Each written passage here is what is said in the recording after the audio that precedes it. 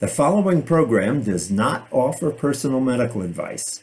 Please consult your doctor before using any treatment or product we cover.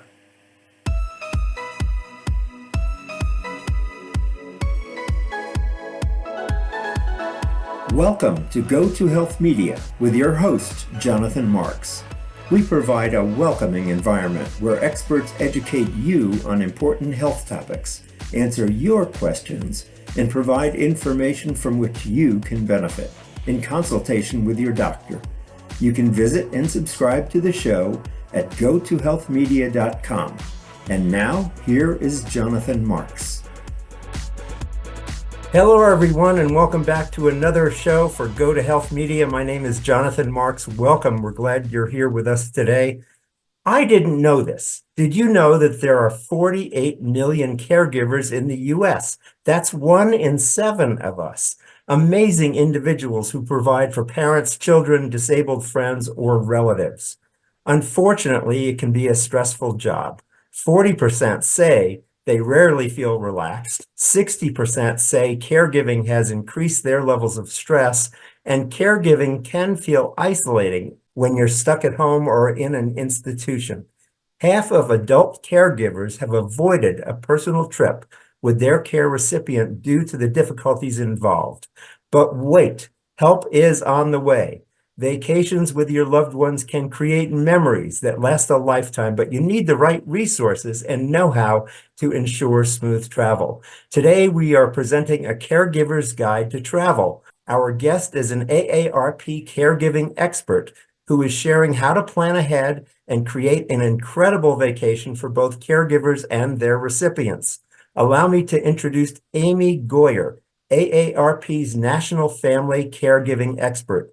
She moderates the Family Caregivers discussion group on AARP's Facebook page. She has more than 35 years of professional experience serving and advocating for older adults, children, and families, and people with disabilities. She has been a family caregiver her entire life, caring for her grandparents, parents, sisters, and other relatives and friends. She writes extensively for AARP about her experiences in caring for both her parents and others. She's also written 3 books and appears regularly as a caregiving authority on network news shows, including NBC's Today, Dr. Phil, CNN, NPR, New York Times, Washington Post, Wall Street Journal, and People. That's a lot. Welcome to the show, Amy. How are you today? Thank you for having me on the show. I'm doing great. How about you? Good. Now, is this a new program that AARP is launching?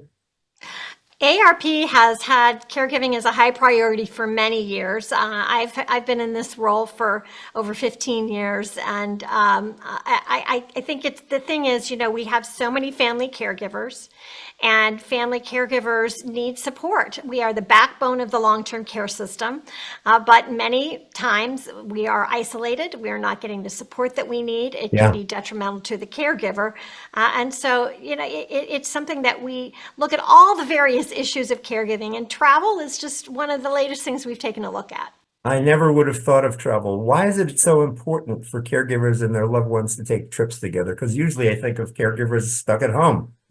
Right. Well, that's part of why it's so important. We get very isolated. And what we found in our 2024 Caregiving and Travel Survey was that family caregivers and care recipients can experience very positive impacts from traveling together. Family caregivers, about 50% of them say that they have improvements in their emotional well-being, and about a third of them say they have better mental clarity after a trip. So that tells you, the stress, the always being in one place all the time, the isolation. Getting out can be good for a family caregiver, and for the care recipients, about half have improvements in their own emotional and mental health. It's good to have a change of scenery, and most importantly, it's important to go to family events like weddings and reunions and to see family members over time. That's part of life that needs to keep going as long as it can. Yeah. So tell us, what are some tips for planning a trip? Because it must be somewhat more complicated. So share with us how we can do this. Sure, absolutely. We know about half of family caregivers, they hold off on travel because they are concerned about details like accessibility and all the various issues that to deal with. So I say the most important thing is planning. You need to spend some time ahead of a trip and really think through all of those details. And then you can feel more secure in it, and your loved ones too, because they need to know what to expect, what's going to be expected of them, how are things going to work. I think most of the disease is around the day-to-day logistics of a trip. If you want to start with car travel, the majority of family caregivers are taking their loved ones places in cars, either personal vehicle or a rental car. And that's partially because, it's easier in some ways. You can put as much as you need in the car. You're on your own schedule. You need to think about the fact that it's probably going to take you longer than it would if you weren't traveling with your loved one you're caring for. They may need to make more frequent stops. They're going to need to go to the restroom more frequently, or they have very sore joints and they need to get up and move around more frequently. So plan on stopping every 2 hours or more frequently.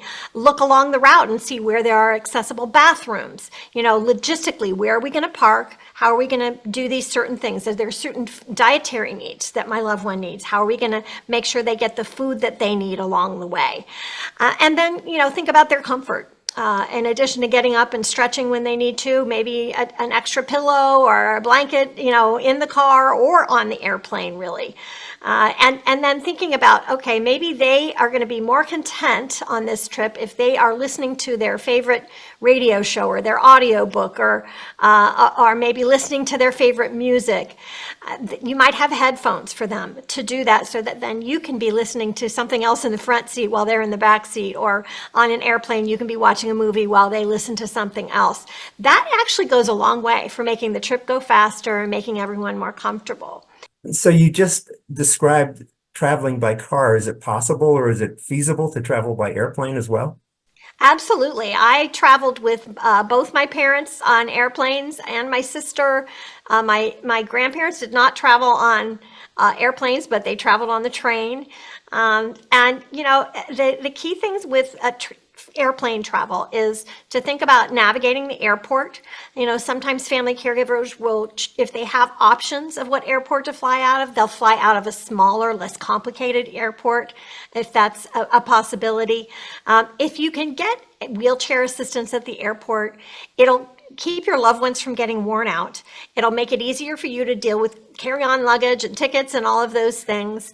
And you can also get the assistance going through security. I did that with my parents, and it was just, the helpers were so wonderful and made you feel like you're not on your own, that type of thing. Speaking of security, that's one of the key things with airplane travel. So you can contact TSA, and they have a site called TSA Cares, and there they have information if you have disabilities, if you're an older adult, if you have all kinds of various issues. They have information for you there. You can find out, is it important to get travel with a note from a doctor saying what my medical conditions are, or do I need to have some paperwork around my having a pacemaker and going through security? They'll tell you everything you need to know there. And again, the wheelchair person really helps. They just help you navigate all of it. So that's TSA Cares. Yes. Good. That's great. Thank you for that reference. Go to Health Media wants to interview your healthcare organization in depth for 1 hour. Our primary mission is to help healthcare organizations like yours get your word out. That fulfills our secondary mission, which is to educate the public about the best healthcare alternatives for them. Who wants to interview you in depth for an hour? We do. At Go to Health, we take that 1 hour interview and do more with it than your leftover turkey did after Thanksgiving. We publish the full interview on YouTube and 8 podcast networks. We create video shorts and post them on YouTube and our social media sites. You take those same videos and post them on your website and social media. We do keyword research and create content from your interview to place in blogs and social media posts, tagging you. We create a press release that puts your web address on more than 350 news websites. All this from one simple interview.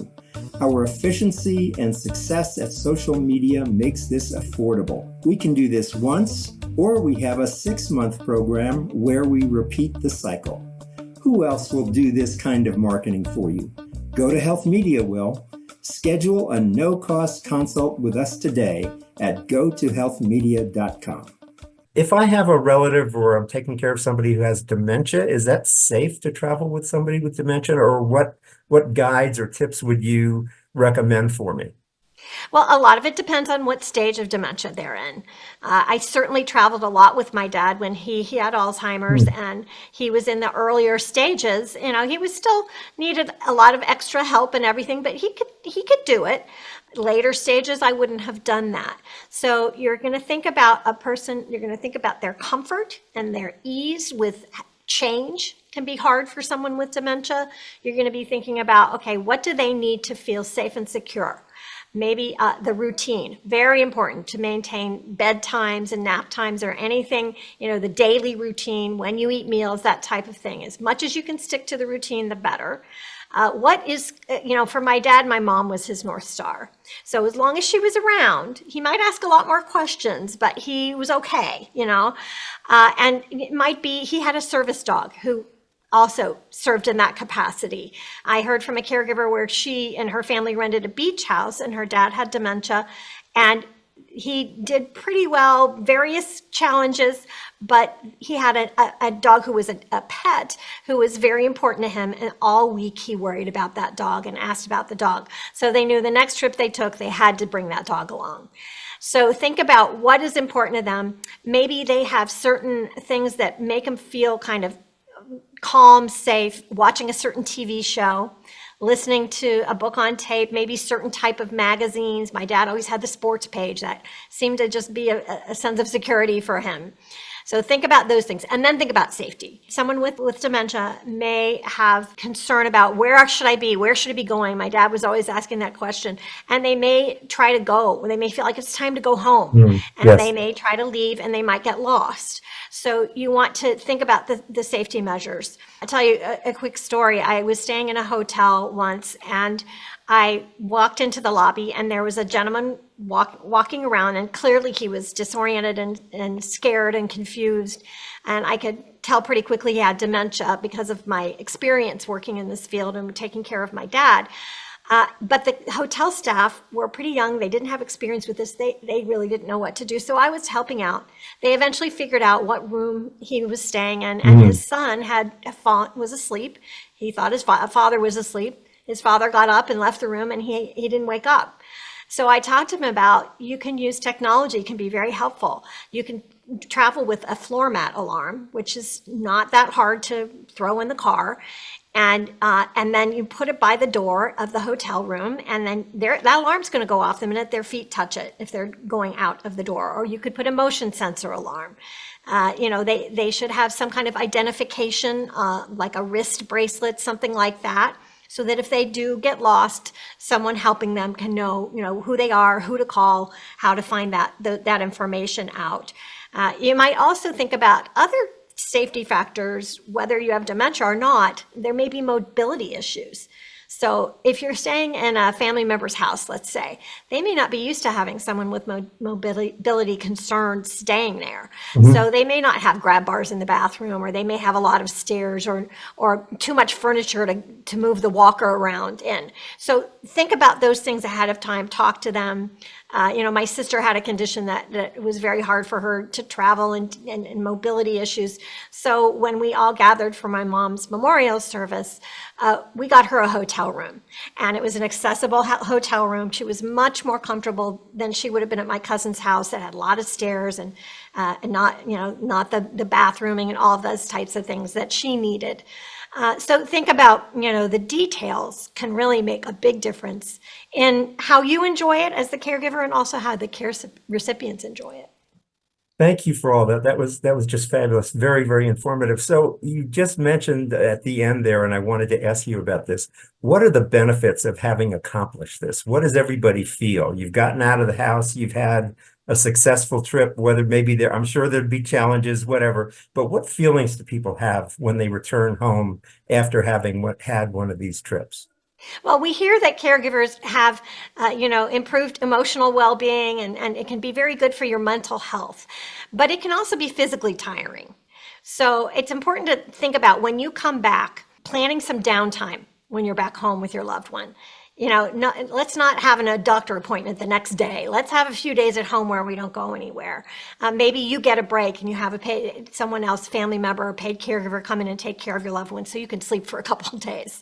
So just be prepared for that. But think about what you want to look back on and remember. I remember taking my grandmother to see her sister, who she didn't get to see very often. And they were, getting up in their 90s. And it was just so important to her. And that was the bottom line. It didn't matter the troubles we had along the way or anything else. It was that she spent time with her sister. Yes. And that's what you want to focus on. And know that when you come back, that's going to be the most beautiful thing. As a caregiver, it might be that, let's say you do the beach house for a week and you're bringing your mom along and your kids and everybody's there. Maybe it's important to you to have a walk on the beach every day. And you're going to ask family members to help out with that so that they can take care of your mom so you get that alone time. Those are the things you want to think about ahead of time. So when you come back, you had the uplifting aspect of the trip that you need. Wonderful. Good. Amy, thanks so much. You are a blessing. I mean, not only to your family with all the care you've given, but also to the rest of us who have people who need care. You're involved with AARP. You have a Facebook group and you monitor that, right? Right. AARP Family Caregivers Discussion Group on Facebook. We have over 19,000 members in the group right now. Wow. In fact, we have a conversation going on in the group right now about traveling with your loved ones and what are your tips. And everybody shares the things that have worked for them on every kind of caregiving issue that you can imagine. Wonderful. And, we as caregivers learn the most from each other. So always ask a caregiver for their tips when you're taking on something new. That's wonderful. And also AARP has a website, and at Go to Health, we like to provide information, but we always like to provide something for you to do afterwards to learn more. So please go visit this website to learn more. It's aarp.org/travelwithcare. And we will put that link on our website. We'll also put a couple of downloads from AARP on our website, along with a link to the Facebook group so you can join there as well. That would be great. And if you can include aarp.org/caregiving, that's our go-to place for all caregiving issues. Wonderful. Good. Amy, thanks so much for being with us today, and God bless the work that you do. It's just wonderful. Thank you. Thank you. Thank you so much for addressing this really important issue. Thanks. Take care, everybody. We'll be back with another show. Glad you were here and hope it helps. This is Jonathan Marks with Go to Health Media. Take care, Amy. Thank you.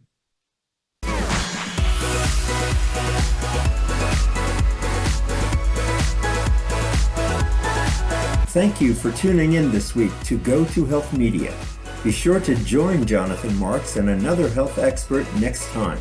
You can also catch the program on your favorite podcast platform. Until our next show, be sure to visit us on the web at gotohealthmedia.com and elevate your life.